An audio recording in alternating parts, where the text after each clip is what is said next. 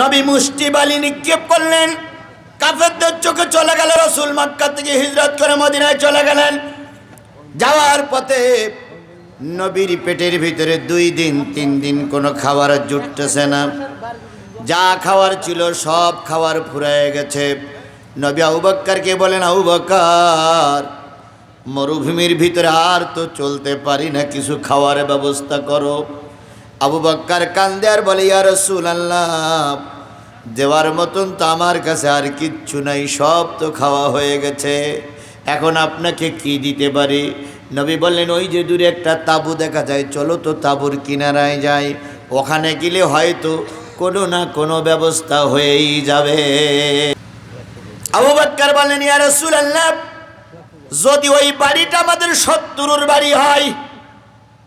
নবী বললেন, আবু বকর রে, নবীর চেহারার দিকে তাকাইলে শত্রু বন্ধু হয়ে যায়।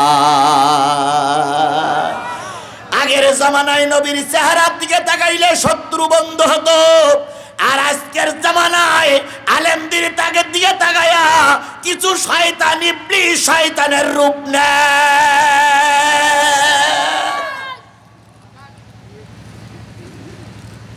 2 জন চলে গেলেন, যেয়ে দেখে বাড়িতে একটা বুড়ি মানুষ বসে আছে। নবীজি সালাম দিয়ে বললেন, আমি আখির জামানার পয়গম্বর মুহাম্মদ সাল্লাল্লাহু আলাইহি সাল্লাম, আর উনি হচ্ছেন আমার সাথী আবু বকর। বুড়ি বললেন, কি খেদমত করতে পারি আপনাদের? আবু বকর বললেন, বুড়িমা, নবীজির কয়েকদিন চলতেছে, খাবার নাই, কষ্ট হচ্ছে, আমি কোনো জোগাড় করতে পারছি না, তাই একটু দুধ অথবা পানি যদি দিতেন। বুড়ি বললেন, বাবা, আমাকে বাড়ি বসাই রেখে সব মাঠে ময়দানে চলে গেছে, খাওয়ার মতন কিছু নাই। নবীজি বললেন, বুড়িমা, ওই যে দূরে একটা ছাগলের শুয়ে আছে, ছাগলটা যদি অনুমতি দিতেন, ছাগলটা দহন করে আমরা 2 জনে পান করতাম, আপনাকেও পান করাতাম। বুড়ি বললেন, বাবা, ওই ছাগলটার বাচ্চা হয়নি, ওই ছাগলটা এত রুগ্ন, ওই ছাগলটা এত দুর্বল, সাথীদের সঙ্গে হেঁটে ময়দানে যেতে পারি নাই, তাই শুয়ে আছে।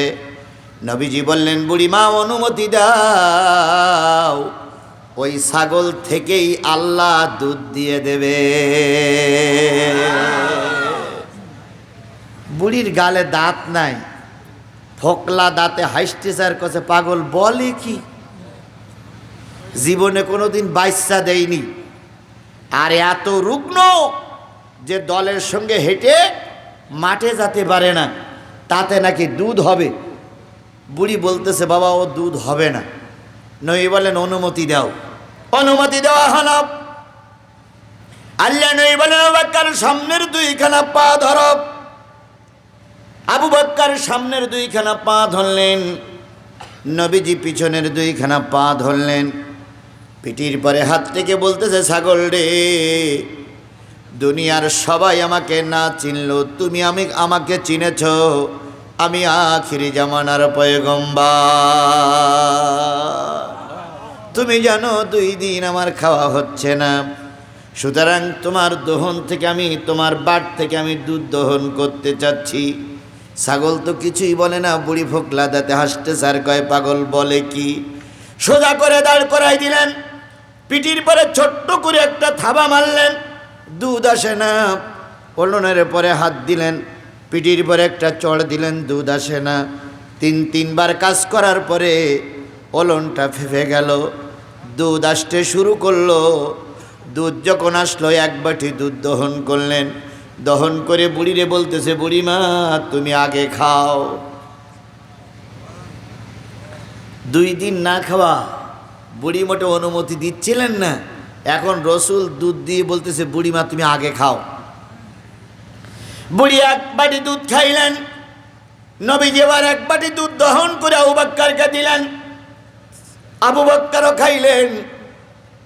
এবার রসুল 1 বাটি দুধ দহন করে খাওয়ার পরে নবীজি বুড়িমাকে বললেন, বুড়িমা, এই ছাগল দুধ দেবে, আর আমার উম্মতেরা খেয়ে খেয়ে আল্লাহর শুকরিয়া আদায় করবে।